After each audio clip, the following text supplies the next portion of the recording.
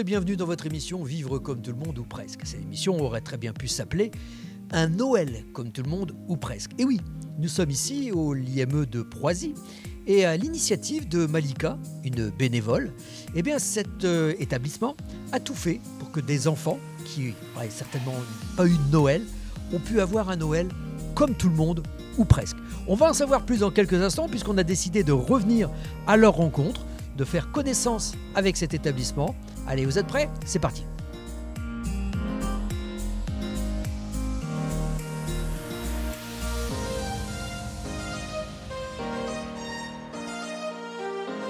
Jalila, merci de nous accueillir ici à l'IME de Proisy. Alors, avant de revenir sur cette initiative qui m'a fait revenir jusqu'à vous aujourd'hui, j'aimerais que tu puisses nous présenter cet établissement dans lequel tu nous accueilles aujourd'hui. Donc Proisy, c'est un établissement qui appartient au groupe EFEZ, qui est un groupement d'établissements publics dans le département de l'Aisne. On accompagne des enfants, des adolescents, des adultes et certains enfants, certaines personnes sont accompagnées dans le milieu ordinaire et c'est vraiment notre mission aujourd'hui de promouvoir l'inclusion dans le milieu le plus ordinaire possible. Mais pour certains enfants, ce milieu ordinaire, il n'est pas tout le temps accessible et à tout moment et parfois il peut y avoir besoin d'adaptation. Et donc les établissements répondent à ces besoins d'accueil pour les enfants, les adultes et les adolescents. Il n'y a pas que de l'accueil de jour, on a aussi des enfants qui sont hébergés dans votre établissement. Oui, tout à fait, ça fait partie, je pense, des forces de notre établissement. On accueille des enfants en journée, des enfants qui sont accueillis en internat de semaine et même des enfants qui sont accueillis toute l'année. Alors, je pense que ta collègue va pouvoir nous expliquer un petit peu qu'est-ce que ce projet, comment ça a été mis en place et de quoi il s'agit. Alors oui, du coup, pour la deuxième année, on a souhaité reprendre cet élan solidaire, donc ici au sein de l'IME de Proisy. Du coup, ce qu'on a fait, c'est une après-midi festive qu'on a organisée le 26 décembre. Ce qu'on a fait, c'est qu'on a réalisé avec les professionnels de l'établissement des lettres de Père Noël, du Père Noël en tout cas, pour les remettre à des entreprises, à des personnes en tout cas sur Saint-Quentin qui ont envie de participer à cet élan solidaire. Et c'est ce qui nous a permis de rassembler des dons, donc des dons de jouets, de l'argent. Du coup, cette après-midi festive, elle a été réalisée avec l'aide de bénévoles, une dizaine de bénévoles dont tu as fait partie qui s'est présenté cet après-midi. Et du coup, on a fait l'ouverture des cadeaux.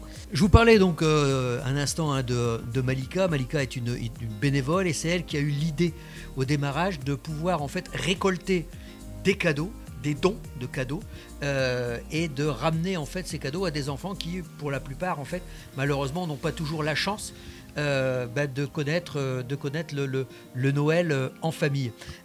En quoi c'est important pour vous d'organiser en fait ces moments? Alors c'est vrai, quand Malika est venue à ma rencontre, au départ, c'est presque un concours de circonstances. Alors moi, j'aime à dire que parfois les planètes, elles s'alignent et là, elles se sont bien alignées pour cette période de Noël. Malika m'explique qu'elle aimerait faire cette initiative et qu'elle ne trouve pas finalement de structure où développer cette action. Et il se trouve que moi, ça fait 2 ans maintenant que j'ai la responsabilité de l'établissement de Proisy et je lui dis, mais moi j'ai quelques enfants, presque une trentaine, qui à la période de Noël ne peuvent pas rentrer à la maison parce que à la maison c'est trop éloigné, l'hébergement n'est pas forcément adapté et parfois les familles vont accueillir l'enfant sur une journée, une après-midi, mais toute la période de Noël ça peut être difficile. Donc on a une trentaine d'enfants qui sont éloignés de leur famille au moment de Noël et donc pour nous c'était l'occasion rêvée de saisir cette initiative et finalement de pouvoir organiser ce moment de convivialité, de festivité. Et alors ce que je trouve vraiment magnifique, c'est que c'est vraiment une initiative citoyenne. Elle est pour l'instant, elle ne repose pas sur une association qui est construite. C'est vraiment l'envie d'une personne qui a réussi à fédérer et qui a d'ailleurs fédéré une grande partie de l'équipe d'un centre social avec qui on travaille depuis de nombreuses années. Et Awa est une ancienne salariée de ce centre social. Et finalement, c'est à travers le bénévolat qu'elle a réalisé l'année dernière qu'elle a eu envie de revenir sur plusieurs actions toute l'année dernière en tant que bénévole. Et cette année, elle a décidé de rejoindre l'équipe en tant que salariée pour poursuivre son parcours professionnel. Donc c'est une belle réussite, je pense, pour tout le monde. Alors dans quelques minutes, on va aller à la rencontre, bien entendu, de l'établissement, voir un petit peu comment vous fonctionnez ici. Mais par rapport à cette initiative que l'on salue, bien naturellement, comment on pourrait, nous, s'inscrire dans le projet pour essayer de pérenniser, de développer aux côtés justement de votre structure, mais aussi de Malika. Comment notre chaîne et notre émission peut vous être utile? Il suffit de prendre contact, de faire savoir son envie de pouvoir rejoindre ses actions, et puis on organisera les choses avec Awa du mieux qu'on peut. Eh bien écoutez, je suis prêt maintenant à vous suivre et faire une petite visite de votre établissement.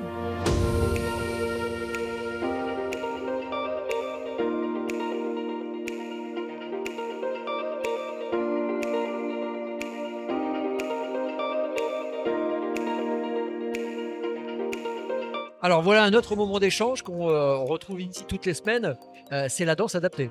Tout à fait. Alors, c'est une activité que les enfants aiment beaucoup, auquel ils participent volontiers. Alors, ça fait partie de leur projet individuel d'accompagnement, mais le mouvement, mobiliser le corps, etc., c'est des informations qui sont importantes à développer pour ces enfants. Et donc, c'est l'ergothérapeute Céline qui anime avec plusieurs collègues de l'établissement ce moment qui a lieu donc toutes les semaines. Et je pense que les enfants vous en parleront encore mieux que moi de ce que ça leur apporte. Alors Céline, vous êtes l'ergothérapeute ici. En quoi c'est important ces séances? Alors on propose en fait des séances de danse adaptée qui permettent en fait aux enfants et aux jeunes de pouvoir s'exprimer librement avec leur corps, de pouvoir se déplacer, de pouvoir bouger en rythme et d'explorer l'espace et de pouvoir partager aussi un moment entre jeunes, entre enfants. Alors, je suppose que les enfants qui sont là sont des enfants volontaires. Tout le monde ne participe pas. Alors, tout le monde ne participe pas en effet à ce groupe de danse adaptée. Ce groupe-là, en fait, demande à ce que les enfants et les jeunes puissent se déplacer de façon autonome. Autonome, mais ça veut dire aussi bien en fauteuil, ça veut dire aussi bien avec une aide technique ou en marchant. Et en fait, ça dépend aussi des besoins et de la demande des jeunes. Alors, Warren, Oui. tu nous expliques en quoi c'est important pour toi cette danse? Parce qu'on le fait tous les jeudis. Et avec mon copain, Maxence. Et ça nous fait du bien. Et on adore ça. On est trop contents. On aime bien la danse. Merci. Aujourd'hui, là, on est sur l'unité Provence, l'unité des plus grands, puisque on accompagne ici des tout petits jusqu'à 20 ans. Après 20 ans, il faut que on accompagne le parcours des usagers et qu'on trouve des solutions sur le secteur adulte. L'unité Provence est un lieu de vie pour les enfants, donc la salle de vie, c'est là où il y a les salles de bain, les chambres. Certains pourront peut-être vous montrer comment ils s'organisent, comment ils décorent leur chambre, puisque c'est important qu'ils se sentent aussi chez eux. Madame Dumay est la maman d'un usager d'ici, de l'établissement de Proisy. Madame Dumay, vous êtes la maman de Pierre qui est accueilli ici. Alors on a vu, il y a des enfants polytraumatisés, mais il y a aussi un enfant autiste. Parlez-nous un petit peu justement de l'accueil et ce que vous y trouvez ici. En fait, c'est un établissement aussi où on accueille les enfants autistes en tout genre, c'est-à-dire autistes sévères, autistes non-verbal, etc. Et en fait, ici, on prend bien en compte les besoins de l'enfant. En France, il n'y a pas beaucoup d'établissements pour les enfants autistes, enfants et adultes autistes.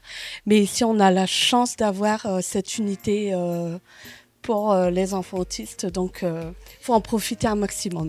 Avant qu'existe ce type d'établissement, comment on faisait quand on avait un enfant autiste à la maison? On est obligé de le garder tout seul en fait? Il y a plusieurs années, il y a plus de 40 ans, ils étaient dans des établissements psychiatriques alors qu'ils n'ont rien à y faire. C'est des enfants qui fonctionnent différemment de nous et c'est tout quoi. Donc là, vous, votre fils Pierre, bien entendu, il est en contact avec d'autres enfants. Oui. Est-ce que justement ça lui permet d'évoluer par rapport à sa situation? Oui, bien sûr, ça l'aide beaucoup. Il aborde d'autres handicaps, différents handicaps, donc c'est un plus. Et là, il a actuellement 10 ans et il commence à parler tout doucement, à dire quelques mots. Et Et comment dire, c'est un plus pour moi parce que quand on va quelque part et qu'on voit notre enfant avec quelqu'un en fauteuil roulant et tout ça, en fait, il n'est pas choqué, ça lui fait rien, c'est naturel pour lui. Voilà. D'accord. L'IME Proisy dispose également d'enseignants de l'éducation nationale pour une prise en charge personnalisée. Alors j'ai 21 élèves et répartis dans 4 groupes. Donc on a jusque 5 élèves par groupe. Les groupes sont faits en fonction de leurs besoins éducatifs ciblés sur des temps d'enseignement qui sont à peu près de 1 heure, enfin 45 minutes à 1 heure par groupe. Est-ce que ce sont des enfants qui auront vocation à sortir en milieu ordinaire ou pas du tout ? Non, il y aura, je m'avance, mais pour le profil de mes élèves, c'est déjà leur donner le goût à la lecture, une connaissance, faire des choix, d'être autonome dans leur quotidien. En fait, c'est savoir faire des choix, être autonome et exprimer de ce qu'ils ressentent. Voilà. Merci de votre témoignage. Eh bien, écoutez, merci à toutes les deux pour cette visite. Ça nous a permis et à la fois de découvrir l'IME de Proisy. Et puis, on va revenir à la fin de l'année parce qu'on a absolument envie d'être présent et d'être acteur également de cette magnifique initiative qu'a eu Malika. Et on va voir avec nos téléspectateurs, justement, on en reparlera au mois de novembre, pour qu'ils puissent se mobiliser, pour que vous ayez encore plus de cadeaux et qu'il y ait encore plus d'enfants gâtés. En tout cas, merci à vous de nous avoir reçus. Et voilà, écoutez, cette émission est à présent terminée. Merci de nous avoir suivis. On se retrouve la semaine prochaine sur Web.